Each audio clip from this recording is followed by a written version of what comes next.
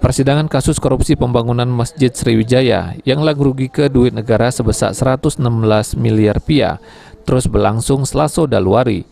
Juru agenda proses pemeriksaan saksi.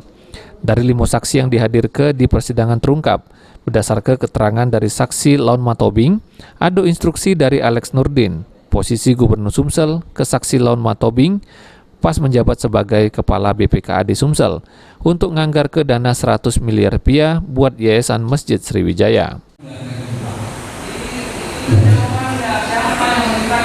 Yang diberitakan saya Pak Maisy.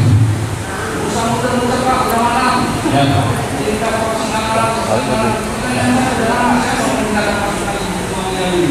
Itu berita Pak. Saya diberitakan oleh beliau dan beberapa pimpinan untuk menganggarkan setiap tahun 100 miliar untuk yayasan. Ada. Terkait mencuatnya nama Alex Nurdin, mulai dari dakwaan jaksa penuntut umum sampai ke pemeriksaan saksi, yang terungkap ada para kata setuju dari Alex Nurdin di berkas Masjid Sriwijaya.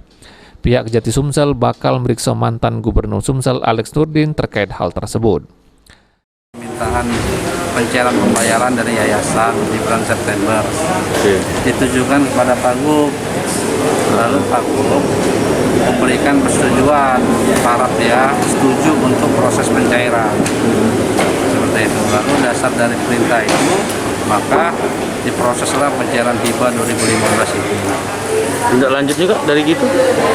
Cair duitnya, sedangkan prosesnya itu sudah dimulai sebelum ada NPHD.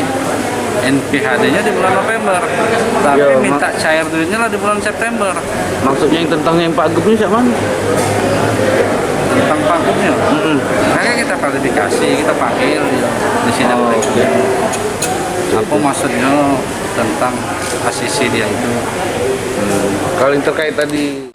Selanjutnya, kaget pihak penyidik dari pidana khusus Kejati Sumsel yang bakal memproses mantan Gubernur Sumsel Alex Nurdin. Sri Febriandi, PAL TV.